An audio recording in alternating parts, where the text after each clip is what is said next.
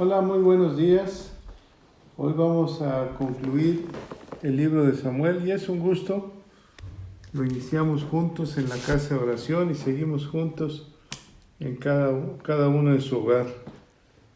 Y es un gusto empezar un libro y también es terminar.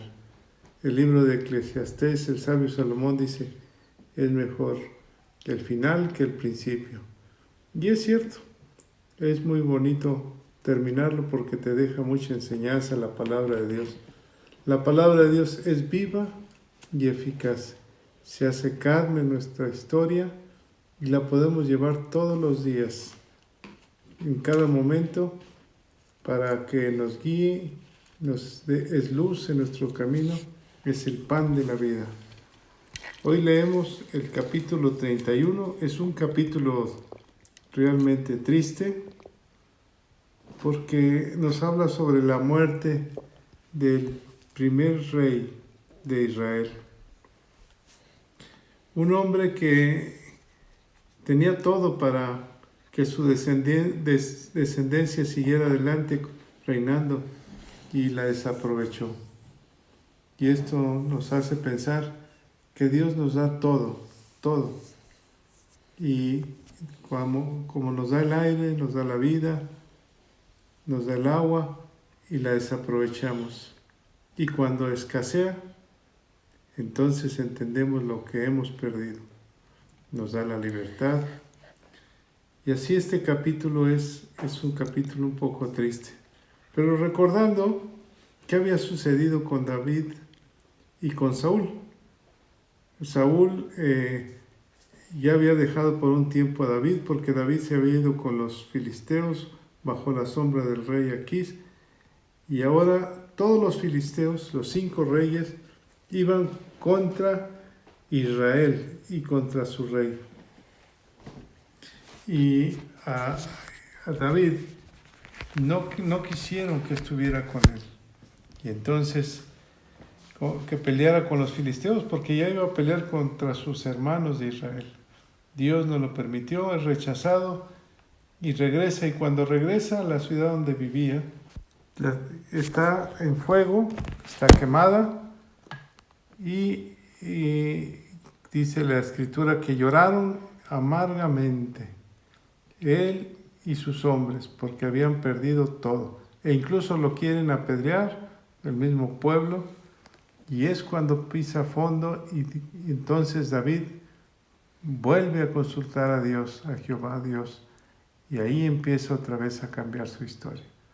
Sale por órdenes de Dios contra los amalecitas y entonces puede recuperar todo e incluso más el botín de guerra.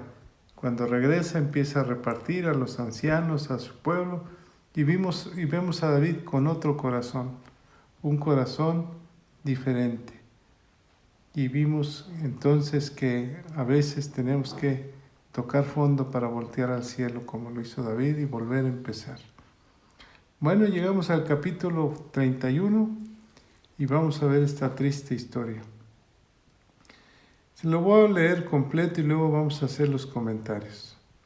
Dice así, versículo 1 en adelante. Los filisteos, pues, pelearon contra Israel, y los de Israel huyeron delante de los filisteos y cayeron muertos en el monte de Gilboa. Y siguiendo los filisteos a Saúl y a sus hijos, mataron a Jonatán, a Abinadab y a Miquisúa, hijos de Saúl. Y arreció la batalla contra Saúl y le alcanzaron los flecheros, y tuvo gran temor de ellos. Entonces dijo Saúl a su escudero, saca tu espada y traspásame con ella, para que no vengan estos incircuncisos y me traspasen y me escarnezcan.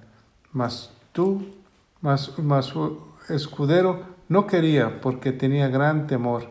Entonces tomó Saúl su propia espada y se echó sobre ella. Viendo su escudero a Saúl muerto, él también se echó sobre su espada y murió con él. Así murió Saúl en aquel día juntamente con sus 3 hijos y su escudero, todos sus varones. Y los de Israel que eran del otro lado del valle y del otro lado del Jordán, viendo que Israel había huido y que Saúl y sus hijos habían sido muertos, dejaron las ciudades y huyeron, y los filisteos vinieron y habitaron en ellas.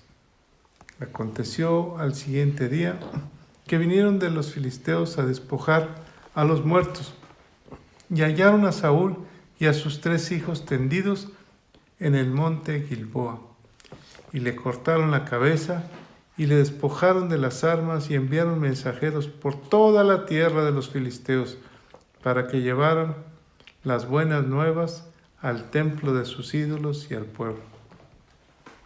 Y pusieron sus armas en el templo de Astarot, y colgaron su cuerpo en el monte en el muro de Betzán.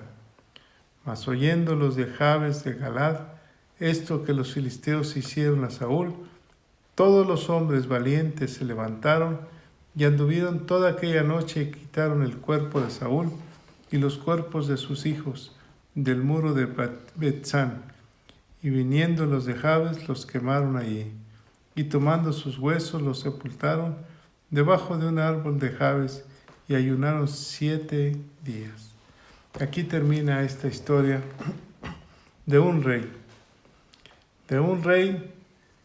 que vimos en la Escritura, que era de hermosa apariencia, era alto, y que Dios lo había escogido como príncipe, como principal rey. El pueblo lo había pedido, tenía todo para seguir adelante.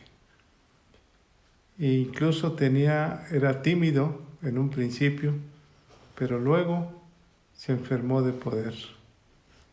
Hay un dicho de Abraham Lincoln que decía: si quieres ver un alma podrida, dale poder. Y entonces, ¿qué le pasó a este rey? Se envaneció en su orgullo, se rebeló contra Dios, quiso ser el centro de todo y se olvidó de que el centro de todo solamente es Dios. Y que él estaba ahí porque Dios lo había permitido. De hecho, aquel hombre, profeta Samuel, que ungió a este rey, le lloró porque sabía que su alma se había perdido. Y aquí está Saúl, y dice la Escritura en los primeros versículos del capítulo 31 que hubo una gran guerra. Los 5 reyes filisteos se pelearon contra Israel y Israel huyó.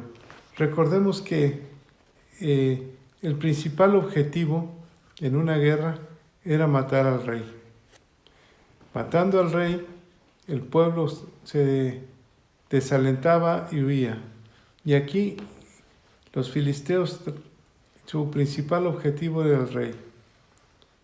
Dice la Escritura que cayeron muertos sus hijos, Abinadab, Jonatán, aquel hombre que le había admirado a David y era amigo de David, hijo de Saúl, y Maquisúa, que eran los 3 hijos guerreros.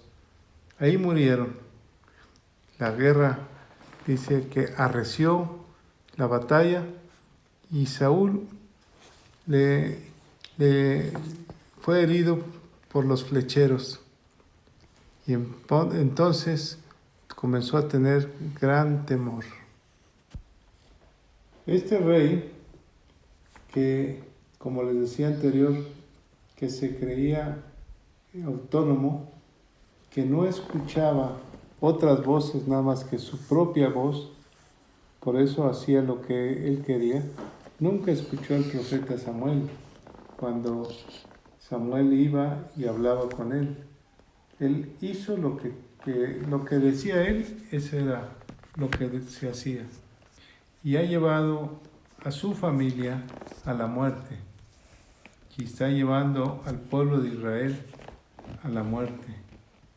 De hecho, en el versículo siguiente dice la Escritura que como había sido lastimado por las flechas, no dice exactamente qué parte, pero aquí nos da una luz cuando dice que le comenta a su escudero: saca tu espada y traspásame con ella, para que no vengan estos incircuncisos y me traspasen y me escarnezcan. Esto es lo que le dijo el rey a su escudero: mátame para que no vengan y me escarnezcan. En ningún momento vemos un rey que clama a Dios. Él quiere ya la muerte. Sabe que vendrán y como botín de guerra lo llevarán y lo escarnecerán, lo presentarán.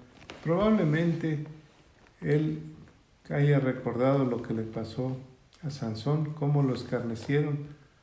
Cuando perdió la fuerza le sacaron los ojos y lo escarnecían y lo golpeaban. Entonces dice la Escritura que tenía gran miedo de eso. Ahora, ¿por qué no buscó a Dios? ¿Por qué en los momentos más de angustia no clamó a Dios? Sino simplemente él no quería ser lastimado más. Su escudero lo respetaba tanto que no quiso hacer tal atrocidad. Y entonces tomó una decisión que lo llevó a la muerte. Dice la Escritura que con su propia espada él se mató. Ahí acabó la vida de un rey, suicidándose, matándose. La Escritura nos dice que no debemos de atentar contra nuestra propia vida, que el Dios da la vida y Dios es el que la quita. Hay un refrán que dice: no son muertos los que disfrutan la paz de la tumba fría, muertos son los que tienen el alma muerta. ¿Cómo vivió el rey? Siempre con temores, siempre al acecho, siempre evitando que le quitaran el reino. Se agarró tanto del reino que su orgullo lo acaba de matar en este momento. Él llevó a sus hijos a la muerte. El orgullo de él, sabiendo que su reino ya le pertenecía a otro, ya había sido ungido David, no quiso dejar el reino. Recordemos lo que le dijo al profeta Samuel cuando Dios, a través de los labios del profeta, le dice que el reino ha sido quitado de él. Le pidió un favor. Saúl le dijo: no le digas al pueblo. Quería perpetuarse en el reino. Y aquí se está suicidando, se está matando. Vemos que algunos hombres en la historia también desearon la muerte, pero los hombres de Dios, aunque la hayan deseado, nunca atentaron con su vida. Por ejemplo, vemos la historia de Job, si me acompañan al capítulo 3, versículo 11, recordemos a Job que tenía un gran problema. Estaba siendo atacado directamente del diablo, estaba siendo probado, y en un momento determinado dice: ¿por qué no morí yo en la matriz o expiré al salir del vientre? ¿Por qué me recibieron las rodillas y a qué los pechos para que mamase? Pues ahora estaría yo muerto y reposaría. dormiría y entonces tendría descanso. Y si alguna vez hemos leído la historia de Job, vemos que está en un momento de desesperación. Tal vez el suicidio es parte de algo de orgullo, de no entender que el que tiene el derecho de todos nosotros es Dios. En otras partes, Job dice, si Dios da la vida, Dios la quita, a Él sea la gloria. Pero también hay momentos de angustia, pero nunca tentar contra la propia vida.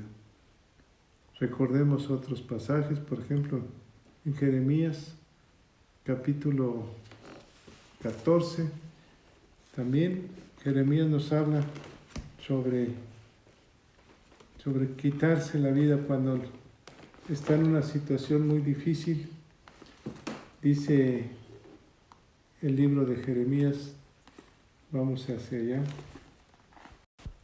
capítulo 20, versículo 14. Recordemos que Jeremías era el profeta de Dios. Y en un momento determinado dice, maldito el día que nací, el día que mi madre me dio a luz, no sea bendito. Y dice en el versículo 18, ¿para qué? ¿Para qué salí del vientre? Para ver trabajo y dolor, y que mis días se desgastaran en afrenta. Versículo 17, ¿por qué no me mató el vientre? Y mi madre me hubiera sido mi sepulcro, y su vientre de embarazo para siempre. Está angustiado, pero nunca se quitó la vida. Podemos estar en un momento desesperado, atribulados, pero nunca. Elías también lo dijo, el pueblo de Dios también lo dijo, pero los que creemos en el Señor jamás tentaremos con nuestras vidas, porque tenemos algo especial, tenemos esperanza. Dios nos ha sacado de muchos problemas y nos va a seguir sacando de todos los problemas siempre y cuando nuestra fe y nuestra fortaleza esté en el Señor. Por eso Cristo murió por nosotros, para que nosotros, juntamente con Él, vayamos hacia adelante. Aquí está el Saúl, que representa al viejo hombre. El viejo hombre egoísta, ambicioso, y está muriendo. Él mismo lo está matando. ¿Para qué? Para que nazca un nuevo hombre. Y ese nuevo hombre es David, un nuevo ser conforme al corazón de Dios. ¿Tenía que morir Saúl? Sí. Él mismo provocó su muerte.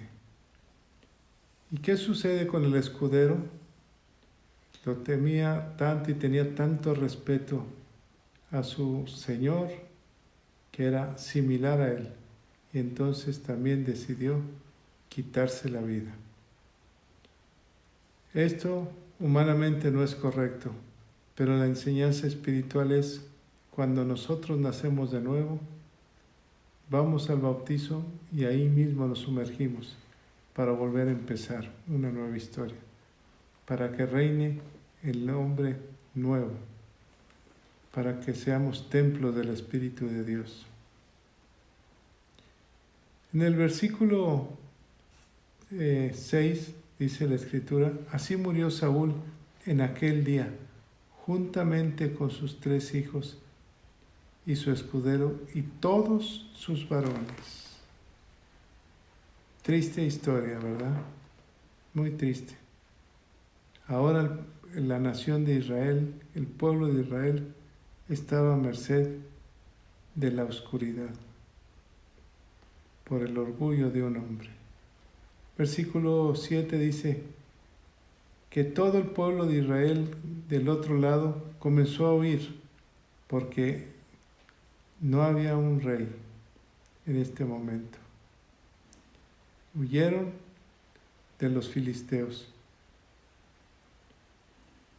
Cuando al día siguiente vienen por los despojos de guerra para quitarle a los muertos las posesiones que estaban, los filisteos, se encontraron ahí a Saúl y a sus 3 hijos tendidos en Gilboa. Gilboa significa lugar, fuente hirviendo. ¿Qué simbolismo tan fuerte? Una fuente de fuego. Ahí estaba el viejo hombre orgulloso. Dice la Escritura que aquellos enemigos le cortaron la cabeza y le despojaron sus armas. Y entonces ese era el botín. Enviaron mensajeros por toda la tierra de los filisteos diciendo que habían matado al rey Saúl. Esas eran las buenas nuevas. Habían acabado con el rey de Israel, sin saber que desde hace mucho tiempo él ya no era rey. Y lo llevaron al templo a sus ídolos porque había una creencia que en ese entonces había el templo de Dagón o de Astarot, que era el dios de la fertilidad o de la sensualidad, y llevaron todo eso a los pies de Astarot, como dándole gracias por haber sido él el que había peleado. Recordemos que Dios ya tenía tiempo que a Saúl se había apartado él, más bien Saúl se había apartado de Dios y que Dios ya no estaba con Saúl. Como les dije al principio, ni siquiera en el momento de su muerte se acordó de Dios poderoso. Recuerden aquel hombre que estaba al lado de Jesús, en el momento de la muerte, aquel se acordó del Señor y Dios mismo lo perdonó. Pero aquí no hubo un arrepentimiento. Dice que llevaron las cabezas y la pasearon por todos lados. Y los cuerpos los colgaron sobre un muro, ahí como símbolo de malditos, porque la Escritura dice que maldito el que es colgado. Y ahí estaba. Mas llegaron los de Jabes. Recordemos que Saúl había sido benigno con los de Jabes en el capítulo 11, cuando los defendía. Y había un gran respeto por Saúl y por la muerte. No podían quedarse colgados. De hecho, la Escritura dice que tenían que descolgarlos para enterrarlos. Vinieron y en la noche se arriesgaron y vinieron por ellos. Quitaron los cuerpos de Saúl y de sus hijos y los llevaron a Jabes. Ahí los quemaron y luego lo que quedó los sepultaron y ayunaron 7 días. Era la costumbre en ese entonces de llorarles 7 días a aquellos hombres que respetaban. Aquí está Saúl, la historia de un hombre que pudo haber sido grande para su familia, que pudo haber permanecido en el reino de generación en generación y desechó a Dios. Así nosotros, cuando recibimos a Cristo, ya estamos escritos en el libro de la vida y podemos entrar a la presencia de Dios y podemos permanecer eternamente y podemos llevar a nuestros hijos y a los hijos de nuestros hijos a la presencia de Dios, porque Dios ha tenido gracia para nosotros, porque siendo malos Él pagó el precio para que nosotros podamos vivir la vida eterna con Él juntamente. Aquí estaba ese rey que desechó la gracia de Dios. Esto que nos sirva de lección. La gracia es la misericordia de Dios. Dios ya nos perdonó. Lo único que tenemos que hacer es obedecerle. Poner al Señor como el centro de nuestra vida. Leer su palabra, comunicarnos con Él, y amarlo con toda nuestra alma y con todas nuestras fuerzas, con todo nuestro corazón, y seguir sus pasos, escuchar su voz, como dice la Escritura: ovejas de mi prado sois, el que escucha mi voz. Amados hermanos, esta historia es triste realmente. Hay hombres que pueden decirse que son cristianos, pero no aman a Dios, no obedecen a Dios, y su fin es terrible.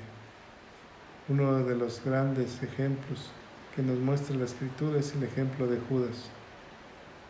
Cuando va, entrega a Jesús y lo besa, entonces Jesús le dice: con un beso me entregas, amigo. Judas va y se quiere arrepentir y quiere regresar las monedas, y entonces ni siquiera se las aceptan. Allá tú con tu pecado. Y Judas, sabiendo lo que había hecho, se ahorcó, se suicidó. No tuvo la esperanza. Nosotros, ante cualquier situación que podamos pasar, como hijos de Dios, tenemos la esperanza, expectación de lo que Dios va a hacer con nosotros, expectación de lo que Dios, cómo Dios nos va a sacar de este pozo. Así como José tenía la esperanza de salir de la cárcel, un día lo sacó el Señor y lo hizo segundo de la tierra. Así Dios nos hace a nosotros. Un día vamos a salir de esto y Dios va a levantar a su pueblo con poder y autoridad. Y entonces recordaremos que Dios siempre estuvo en nuestro hogar, nunca nos ha dejado, está y estará por siempre, porque Dios nos ama y porque nosotros hemos creído en Él y somos sus hijos. La Escritura dice que somos coherederos juntamente con Cristo, y así lo creemos y así lo sentimos. Somos hijos del Dios Altísimo. A Él amamos, a Él glorificamos, al único Dios verdadero. Padre, bendícenos este día. Te damos gracias por tu palabra, porque tú nos enseñas a seguir el camino, aunque fuera angosto. Tú estás con nosotros, tú estás de la mano con nosotros. Nosotros no nos vamos a soltar. Tú eres el centro de nuestra historia. Solamente a ti adoraremos. Te pedimos, Señor, que nos bendigas a cada persona que escuche esta palabra. Bendícenos, Señor. Que la bendición venga desde lo alto. Te lo pedimos, Padre, en el nombre de Jesús. Amén. Amén. Les recuerdo que vamos a pasar un tiempo, vamos a leer el Evangelio de San Juan. Vamos a iniciar el día 11 de mayo. Dios les bendiga.